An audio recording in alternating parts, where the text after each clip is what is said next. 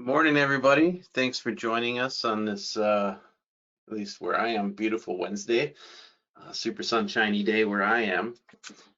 So today we are going to talk about employee retention. Employee retention is an important topic nowadays, especially with such a tight labor market that we've been having and have experienced at least the last couple of years. Um, Companies have had trouble attracting employees, new hires, and as such, one of the ways to avoid having to try to find that next hire and try to, sift and winnow all those applicants is to keep keep the employees that you have, so that you don't have to jump through those hoops. It kind of sometimes seems like the dating game, trying to find the right employee out there for you. So without further ado, we're going to jump into employee retention. So first of all, why is employee retention important? Well, number one, when you replace a departing employee, there is a cost to it. I did a whole bunch of research to try to find the latest numbers on this because every time I do this deck, the numbers seem to change a little bit. But I ran across a SHRM study that said that the cost to replace a departing employee can be 50 to 60% of that employee's salary just to find, hire, and train a new salaried employee. It's a little less for hourly employees, probably because there's less training and less specific skill sets required, but there's still a significant cost to replace salaried employees or employees that leave. So if you think about it, if an employee is making, $70,000 a year, that employee leaves, it's going to cost you, 35K just to find, hire, and train that person's replacement according to that SHRM study. So that's a lot of money, that's a lot of hassle. In addition to that cost, that actual dollar cost that's out there, is when somebody leaves, you lose productivity. They might be, the person that knew how to do X, Y, and Z, or they might have been the go-to person or the subject matter expert on something. And so when you lose that employee, you lose productivity. And that productivity loss also leads to opportunity costs. And the same SHRM study that I looked at for the 50 to 60% also indicated that the total cost, which includes the loss of productivity, the opportunity costs, those can range anywhere from 90% to 200% of the departing employee's salary. So as you can see, just from a dollars and cents standpoint, it can cost a good chunk of change just to replace an employee that leaves. So rather than spending that money on finding a new employee to replace someone that's left, why not, take that time and effort and money and maybe work on retaining the employees that you already have. To that end, retention, in my mind, starts with finding the right employee to begin with. Now, sometimes you are in a time crunch and you just need a body and you need a body fast, and that's understandable, but just be aware that that is potentially going to cost you more in the long run. The old adage is hire slow, fire fast, right? You want to take the time to find that right employee. You want someone who has the right hard skills. Maybe you're looking for a computer programmer that knows Java. If you're looking for someone that knows Java and you run across a bunch of employees or applicants that only know like C++ or Fortran or whatever, those probably aren't going to be the right fit for your position.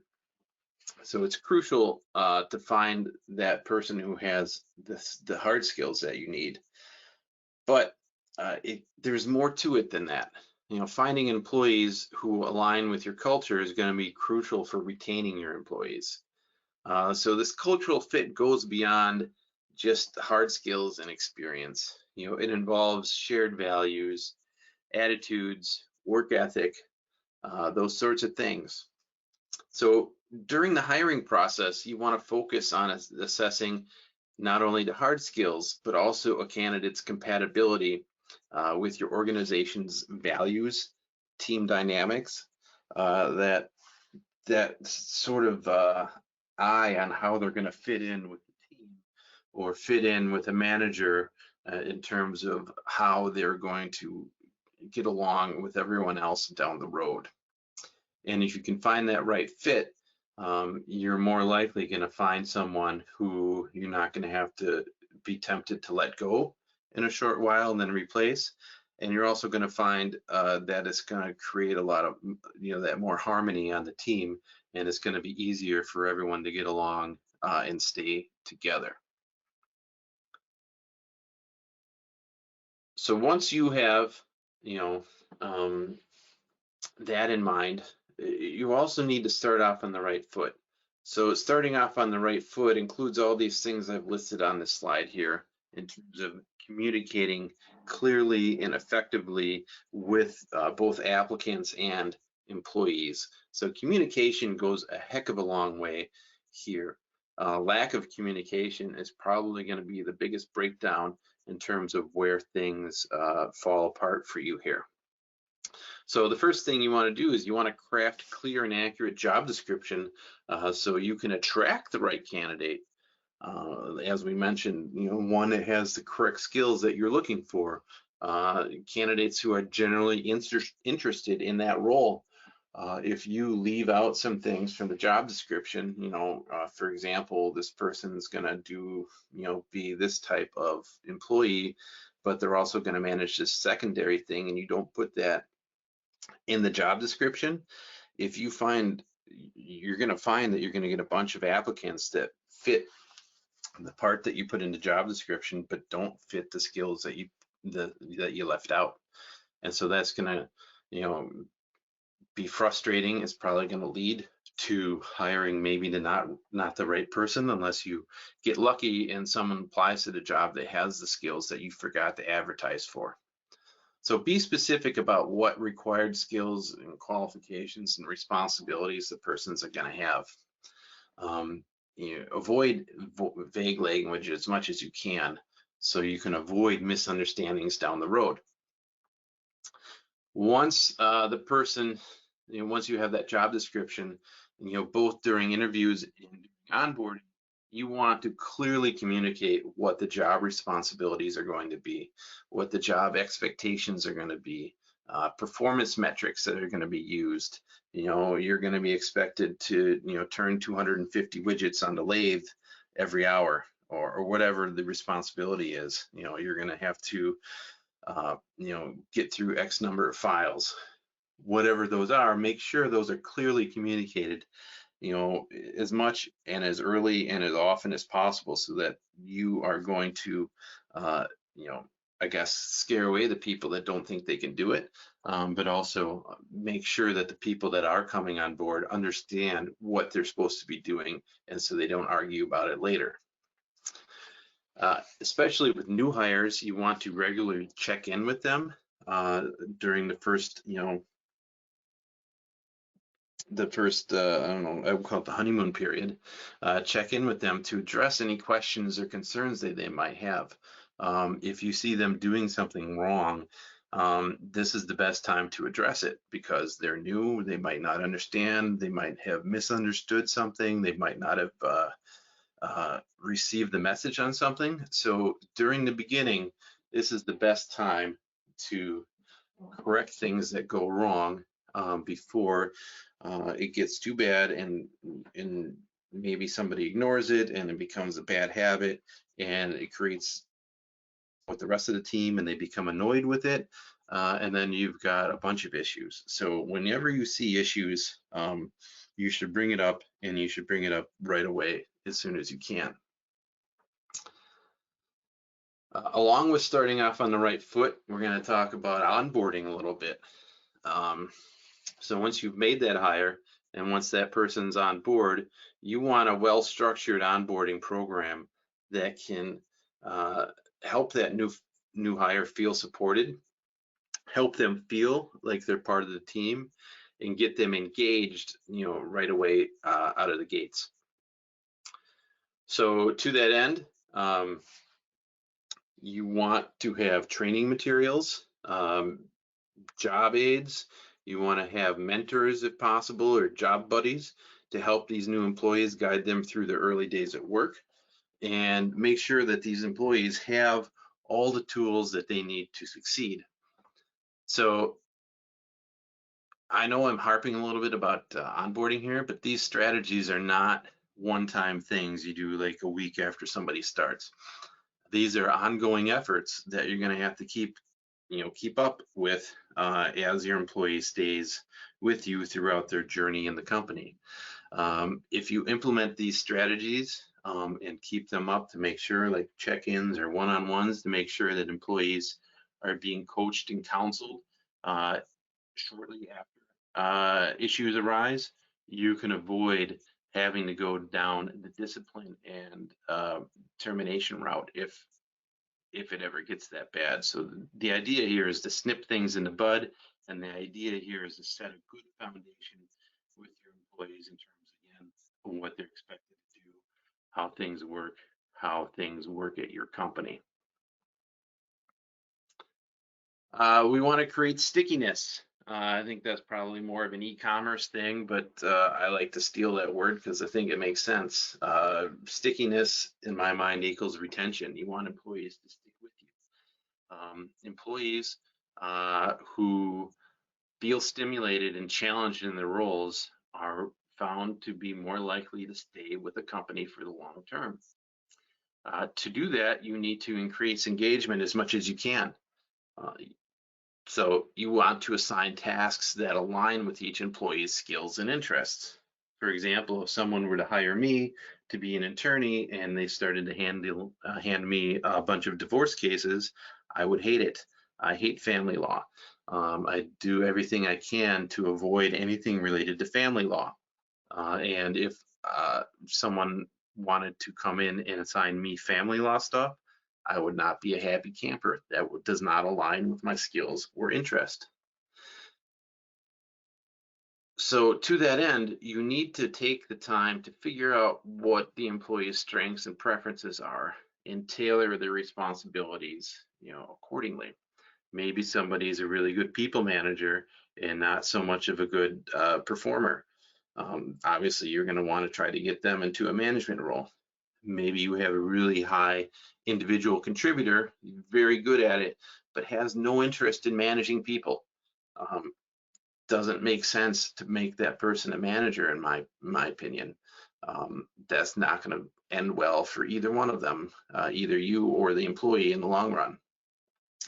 So the goal here, is to enhance job satisfaction and boost productivity as much as you can while you increase that engagement.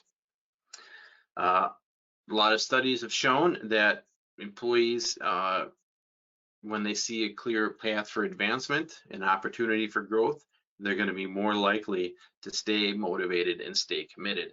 So do what you can to help employees understand what kind of options there are for your company in the long term.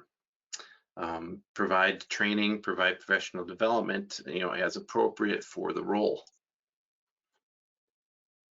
Performance management, I kind of touched on this already. You want to coach and guide employees, especially new employees, but all employees, as soon as you see a hiccup or a mistake. In order to do that, you need to have defined expectations. If you have defined expectations and then you follow up on what those expectations are, it's going to lead to earlier intervention in the performance management process. It's going to increase employees' confidence in supervisors. If they see that somebody screws up, it takes it seriously and coaches that employee. It's going to create positive culture there, and it's going to create positive employee engagement. With your discipline policy, you want your employees to feel like they're being treated fairly.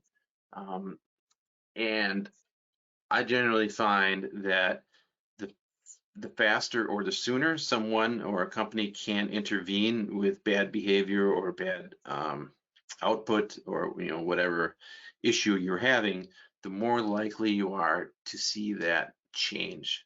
The longer you go without addressing it, the harder it is to fix that behavior, and the more people are going to feel like they're scapegoated. Like, well, I did this earlier, why can't I do it now? Why did they let me do this for 6 months without addressing it? So uh, address things quickly, I guess, is the bottom line. And PIPs, um, there should be no surprises to the employee if you ever have to put someone on a PIP.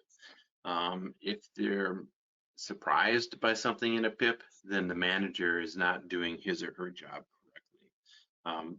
When an employee gets a PIP, they should be able to say, yeah, I see it, I understand. Last slide here, in terms of stickiness, in terms of employee retention, is going to be around the benefit side of things. Different companies, different orgs have different structures, and so different things are possible from one company to another. One thing that a lot of employees have indicated that they liked are flexible scheduling. Now, if you're running a factory, with 3 shifts, that's probably not going to fly. But if you have more of an office environment where flexible scheduling is an option, that's an easy way. That doesn't really cost you much money, and it doesn't affect your output too much. Um, a lot of companies are doing pets in office. I see the benefit to that. I think we did this a couple times at an old firm I was at. The issue is going to be though with allergies, so just be aware that sometimes pets in the office is a great idea. Sometimes it is a terrible thing. Other benefits like discounted gym memberships, see what you can do with your health insurance. Health insurance can provide lots of crazy wellness programs or EAPs that are very little or no cost to you, that can provide benefit to your employees, that you don't even know about. One of the big hot button issues right now is student debt help, helping employees repay student loans, giving them bonuses or payments towards student loans if they stay a certain amount of time. With employees coming out with what seems to be an increasingly large amount of student loan debt, I expect this to possibly go farther and grow bigger. And there have been rule changes regarding retirement 401k contributions and student loan repayment. So I would expect that to continue, to increase in popularity down the road. And finally, just the basic employee benefits package. My wife was looking at a job, and she looked at the employee benefits package, and she basically said this decision looked like it was made on an Excel spreadsheet, not with the employees in mind. So basically, it looked like they're trying to balance the budget on the back of the employees' and benefits. That what they were offering was just the minimum to meet like the ACA requirements and not really help the employee at all. So keep an eye with that sort of thing. I know budgets are always tight, but look for cheap or easy value adds that you can find just even in your basic employee benefits package. All right, with that, we've reached our time, and I've reached the end of my slides as well. Perfect timing. Next week, flashback questions. I believe it's me again. I'm going to be talking about sharing I-9s and background checks with clients and other parties. Always an interesting issue that comes up. I probably got it like 3 or 4 times last week in terms of questions that came through our portal. So if anybody has any interest in that, please sign up, let your friends know. Otherwise, I will talk to you guys next week. Thanks for being here.